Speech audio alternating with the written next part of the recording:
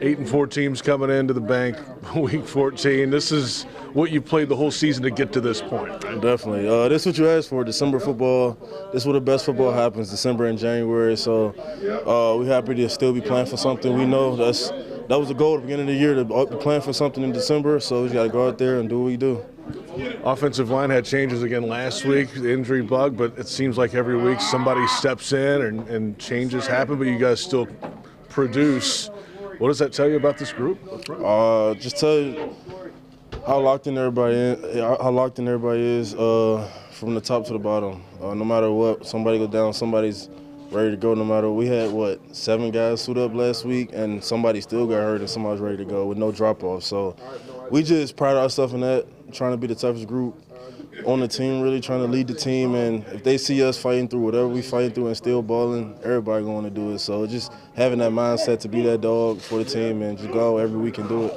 You guys have that physical mentality. That's when you're at your best up front. How important is it this week against this front? Yeah, they're without DeForest Buckner, but they got other guys that can play too. Yeah, it's important every week, but definitely this week, it's a division game. You know how those games go. It's always going to be gritty in the trenches, O-line, D-line. That's going to start the game and finish the game. So we know that's how we want to play, and we wouldn't ask for nothing more. So we just got to go out there, dominate the trenches, do our jobs, and I feel like we'd be fine. Gets gritty on the sideline too, apparently, last week, right? Yeah, definitely, yeah. Just defending my teammates, man, doing what's best for the team. A lot of the villages we went to, for instance, one place we went, a place called West Pequot. It's very deserty and dry compared to kind of the region of Catali. It's more up in the top of the mountain and some more, rivers and creeks and stuff. But in the desert area, it was just so dry and so desolate. And it was cool to see this one well in particular that one of the ones we had funded before the foundation got started. We got to go visit there and visit those people. And you see a before picture. The well was drilled, and it's just red clay desert, a couple little mesquite-looking trees. And then you see it 2 years later, and there's literally just banana trees growing behind it and a whole garden. And they've created their whole ecosystem with the way they dug trenches and stuff to be able to water, to be able to garden instead of having to walk somewhere else to get them. But that village in particular, I was taking pictures of these kids and of the well. And these kids were kind of smiling. I took a picture of them, and they ran over there and looked at it, and they were just losing their mind. And I was real I thought it was funny. And then Taylor, who we were with, he was like, they've never seen themselves before. So that was one of the most eye-opening things to me was these kids are 8, 9, 10 years old, and they've literally never seen themselves.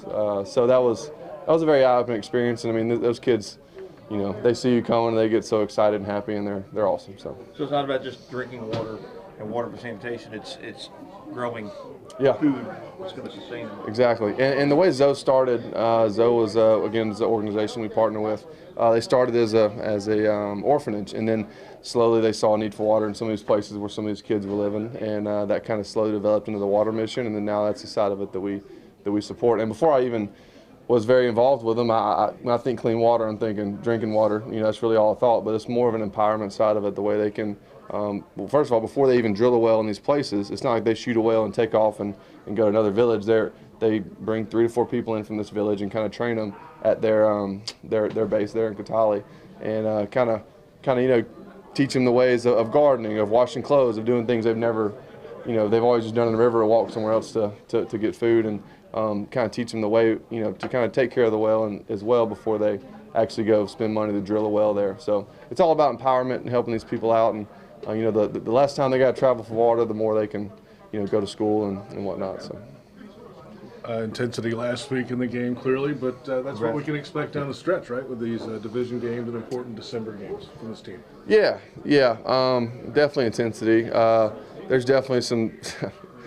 There's definitely some plays that have stuck around longer than I thought they'd stick around, and just being honest, when you see your name get tossed around the media in certain ways, that's not the funnest thing. And when alleged things get said, it's tough. But I'll never apologize for sticking up for my teammates. But there is a side of it that it's just football and stuff happens. And that's definitely something I'm kind of trying to get over right now, just because that's you kind of see your face out there in a light that a lot of people are trying to put it out there, and that's not really what it is. You know what I mean? So. But yeah, definitely some aggression in some future games and from our team, and it's fun to see, see the way we're rolling and kind of keep this thing rolling and keep it rolling in January. So I was real big, but as a competitor, you never want to increase the magnitude of the game. You know, you want to treat it like the next one, and understanding that we still have a long ways to go. And one game doesn't define our season, but this is a very important game. We have to approach it as so. But so you just have to find that balance as a competitor. But we know what's at stake. So as long as we go out there ready to play and put our best foot forward, you live with whatever happens. You've played in some exciting atmospheres here a couple times throughout your career. What kind of juice does that kind of crowd kind of give you just as a player?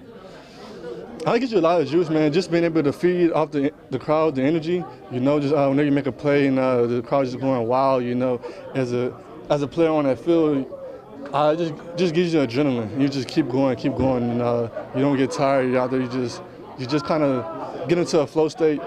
Feels like, and man, it's a sight to see what's going to look like Sunday. Didn't run the ball much last week. Can you run on this team?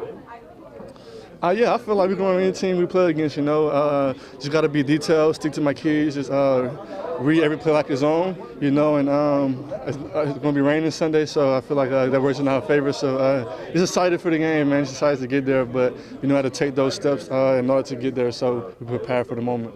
You like a sloppy game, like weather-wise? Yeah, it just remind me of being at home as a kid, you know. Just, when I wasn't supposed to go outside and play football, or just wasn't supposed to go outside at all because it's raining, just going outside with my brother and my friends, just sneaking and going and play football in a rainy field, just sliding everywhere. And it kind of brings that feel, you know. So just go out there, play free, just do something that we've been doing our whole life, and, man, just play for the love of the game. What would hitting 1,000 yards again mean to you? It's a great feature, you know. Just having success in this league is really hard, you know. And I feel like it's just a testament to my O-line, just a testament to just all the hard work we put in the offseason, and just those guys just out there moving people for me. And I just feel like it'd just be a great moment for the team, you know. But we still have to just keep going. I know it's probably hard to look at it, and you might not even look back on anything until after the year. But do you think this is your best year that you've had here this year? Yeah, I feel like I would say yeah, just in terms of, I feel like I just keep getting better each and every year I play the game and just learning. But I feel like from numbers wise, I feel like 1 year I was like averaging maybe like 4.8 a carry or something like that. I feel like that year was just really exciting, just being here fresh and everything. Already years I had the most touchdowns because I feel like I like touchdowns, but I like touchdowns, but I don't really like 1 yard touchdowns. I feel like those don't really do nothing for me at all. So just like the longer ones, if I can get in that zone and just feel good, just celebrate with my teammates, you know.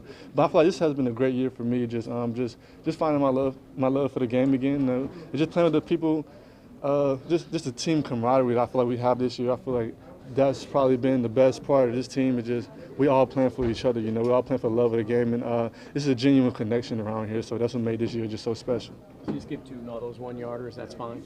He can take that 1 yarder, man. I feel like when my son watching my highlights, I don't want him to be like, "Oh, Dad was just running behind the line getting in." I want my son to see me just doing something nice, you know.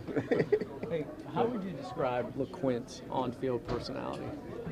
I feel like it's great. I mean, as a football player, you need that. You need that. You need somebody out there just agitating people, you know, just getting them off their game, just getting in their heads. And I feel like he does a great job of that. I feel like I call him the neutralizer. Just whoever the game maker is, we just send him out there to go neutralize him, you know, just get him off their game, just kind of get him thinking about just something else besides football. And I feel like he does a great job of that. Is there a little bit of craziness to that, though?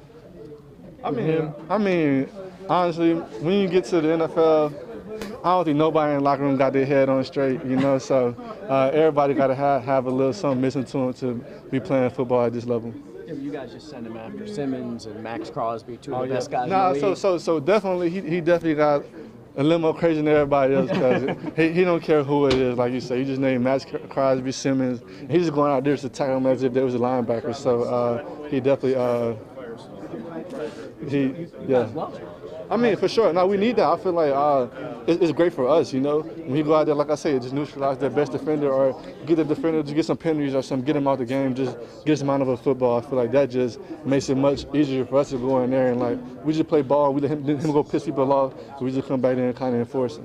It's something you don't have to worry about doing either. I'm saying, he do it for me. He do all the dirty work for me, you know. So it's great having a guy like that.